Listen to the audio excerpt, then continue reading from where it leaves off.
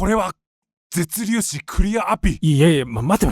動かない姫ちゃんが絶粒子。きっと外ツールやこに違いない。変につついてヤバいもんが出たら目も当てられない。ここは黙って気づかなかったことでしょう。はい。じゃあ、皆さん集まったので、極 NO の動きの級ね。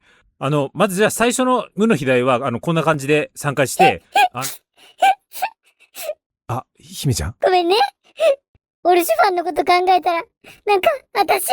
そうだよね。オルシュファン死んじゃったから。死んでないもん。私が助けたんだもん。ごめんね。そうだよね。姫ちゃんが助けたもんね。じゃあ、続きなんですけど、次、収束波動なんですけど、拡散と収束。オルシュファン。おはいえなし。この動画はファイナルファンタジー14の高難易度コンテンツ、極 NO 透滅性に対し、一歩も動かない姫ちゃん一人を抱えたまま攻略することになった人向けの解説動画です。早速参りましょう。戦闘開始時、姫は C マーカーの上に立ちます。内周に立ちすぎても外周でもダメなので厳密に立ちましょう。メテオレイン、全体攻撃です。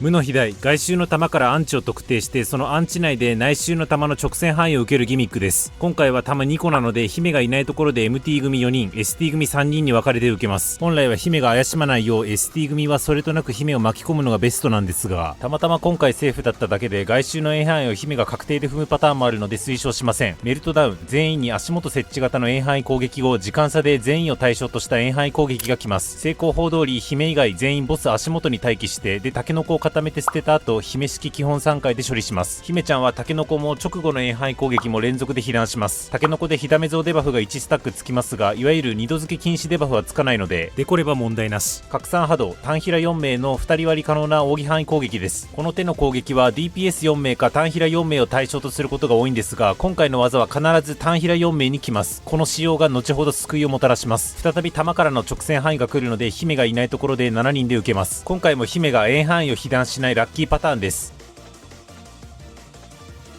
混沌の激流、1回転して弾を避けた後、2人1組で弾に2回接触してなんとかするギミックです。まず最初の1回転ちょっとはデコってごまかします。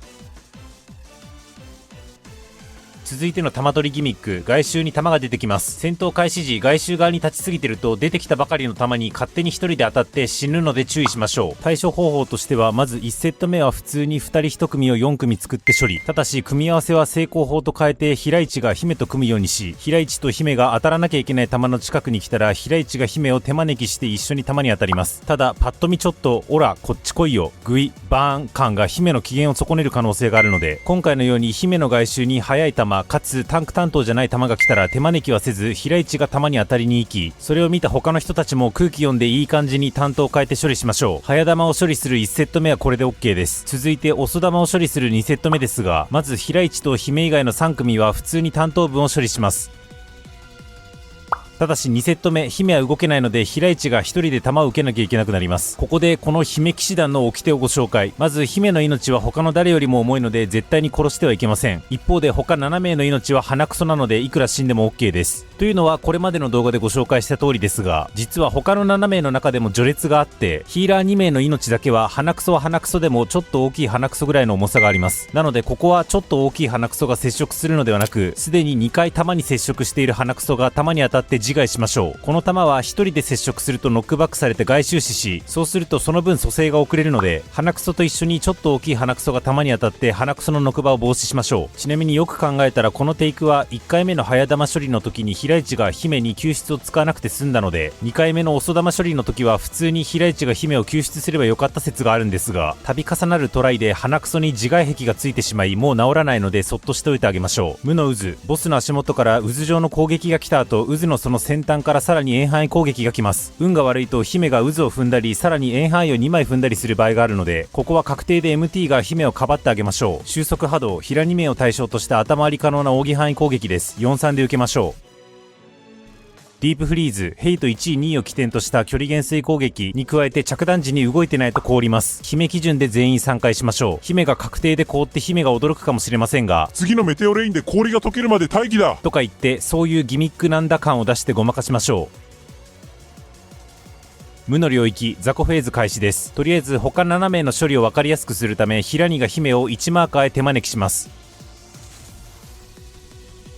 続いてみんなで剣術魔と叫ぶことで姫が反射的に剣術魔を押すのでノックバックを阻止します。続いて単平4名か DPS4 名にマーカーがつきます。今回は単平4名にマーカーがつきました。なので DPS4 名が塔に入る必要がありますが、姫はもちろん塔に入れません。ということで塔が1本爆発して全員ダメージを受けます。しかも塔は誰も踏まずに爆発したからって普通にそこから雑魚は出てきて、で法則はよくわかんないんですけど、誰か1人をさらって閉じ込めてきます。今回マーカーついていた平市がさらに雑魚に拉致られて閉じ込められました。全員が3回しているので大変なんですが、残された平には頑張って全員をケアしましょう。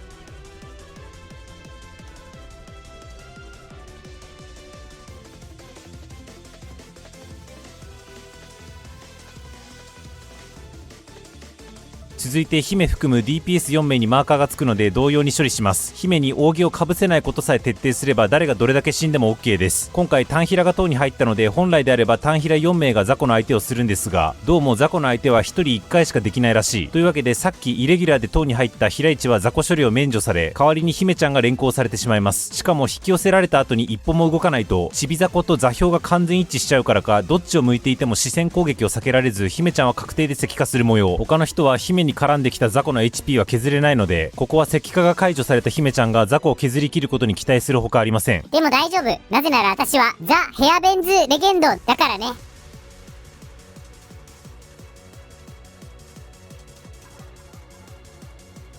ちび雑魚とデカ雑魚を倒すとノーマルの透滅線と違い目の前に亀裂が現れてくれます。と同時に足元に直線範囲が断続的に現れるので、姫をデコしつつ速攻で亀裂の HP を削り切ります。これがノーマルの透滅線と同じくめちゃくちゃ遠くに亀裂が現れていたら脱出するまでに時間がかかるので、直線範囲に耐えられず姫が死亡していたはず。姫ちゃんを救いたいのは開発スタッフも同じ。ここから後半戦突入。長ったらしいタイムラインで全体攻撃が2回来ますが、姫チャレンジにおいては火ダメ増デバフを解除する絶好のチャンス。ここで解除に失敗すると後続ほぼ突破できなくなるので、次の無の飛来は平市が姫を手招きすることでなんとか回避します。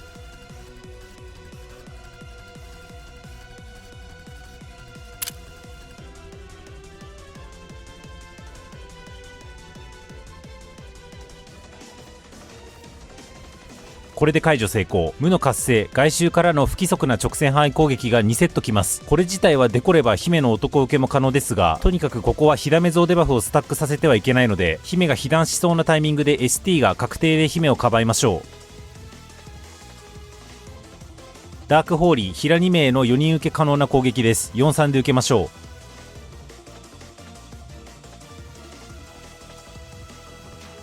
再び無の飛来。間もなく死ぬことになる MT が、どうせ死ぬならオースを吐き出して死ねということで姫をかばいます。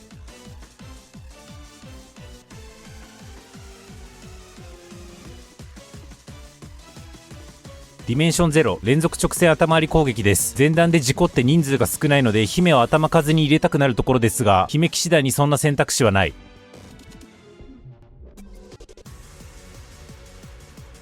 メルトダウン、前半の複合技で足元渦範囲と渦範囲の先から円範囲、続いて8人へタケノコ、直後に8人へ円範囲攻撃が来ます。まず7人は渦範囲に触れないところでボス足元に集合しつつ円範囲を回避します。ただしタケノコが被るので姫の近くには寄らないようにしましょう。で、この後円範囲が発動したらさらに基本3回すれば OK です。しかしこの時姫に円範囲2枚が被る最悪のパターンを引きます。で、この後円範囲を2枚食らってタケノコを食らってその後円範囲を食らうので合計4回ダメージが入ります。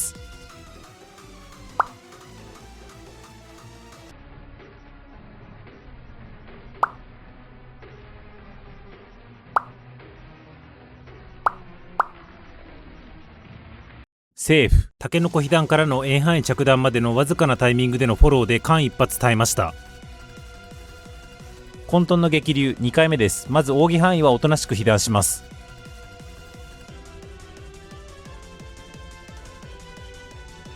ここは救出を温存しなきゃいけないので、今度は MTST が両方無敵を切って中央に集まり、全ての弾を一心に受けます。無敵を使っていても1人で受けるとノクバで死ぬので、必ず2人で受ける必要があります。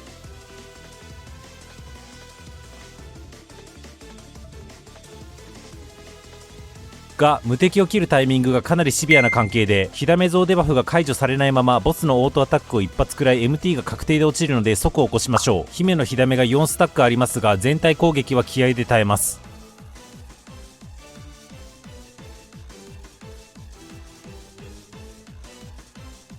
無の活性からの無の追跡、当たり前ですが姫チャレンジ最大の難関です。すでにガラスのハートを持つ姫ちゃんを抱えて追跡する玉やら何やらを全部しのぐ必要があります。まずは平市が姫を中央に救出し、外周からの直線範囲を避けます。そして今回は最初に姫に線がつきました。そうしたら線がついたのを確認してから一呼吸置いてタンク LB2 を発動します。さらに ST が姫をかばいます。こうすることで姫への弾の攻撃を ST が肩代わりし続けてくれます。みるみるうちに ST の火ダメゾウスタックが8になりますが、鼻くそなので大丈夫です。が、かばう残り2秒に対して姫の火ダメゾウデバフ解除まで残り3秒。運悪く姫が一発だけ弾からの攻撃を食らい、火ダメゾウデバフが更新されてしまいます。こうなるとヤバいのがその後の10時範囲攻撃。姫は中央にいるので2発の被弾が確定します。 MTST のカバウも平市平里の救出も全て切れてるのでデコってごまかすしかありません。デコレー40万近くのダメージを間一発耐えます。直後の収束波動、姫に触れると当然死ぬので落ち着いて移動します。間一発回避。次の追跡は姫に絶対つかないので普通に処理します。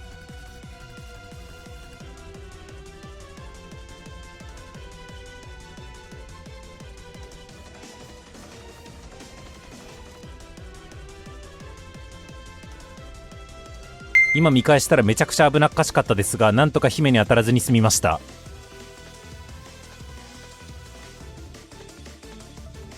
次の10時範囲攻撃は MT の大須が溜まっているので姫をかばってしのぎます。火ダメゾウデバフ5の MT と8の ST と7の姫を抱えたまま最後の拡散波動、当てたら姫が死ぬので死ぬ気で回避。セーフ。これでようやく難関突破。連続直線範囲攻撃は当然姫に当てたら死ぬので姫以外でいなしつつ、あとは無事リキャが戻った2枚の救出を駆使していい感じに姫を運搬します。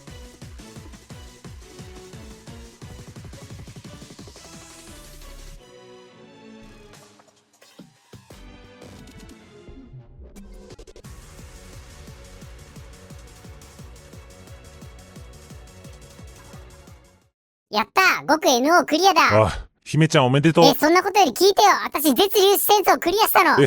そうだ。姫ちゃんすごい。だから今度、私、現行絶のレイドレースやるの。でも、私謙虚だから、まずはコーラーからやって、経験値を積まないとね。よし、目指せ絶妖精乱舞ワールドファースト。いや、姫ちゃん、で、妖精乱舞終わった。ちょうどいいじゃん。私、こいつのチームのコーラーやるね。こいつがメンバーで、私がコーラーで、お前がボーカル。ボーカルって、いや、だから、妖精乱舞終わった。やだ、コーラーやりたい、やりたい、やりたい、やりたい、やりたい、やりたい、やりたい。ラミングバクチン、バクチン、バクチン、バクチン、バクチン、バクチン、バクチン。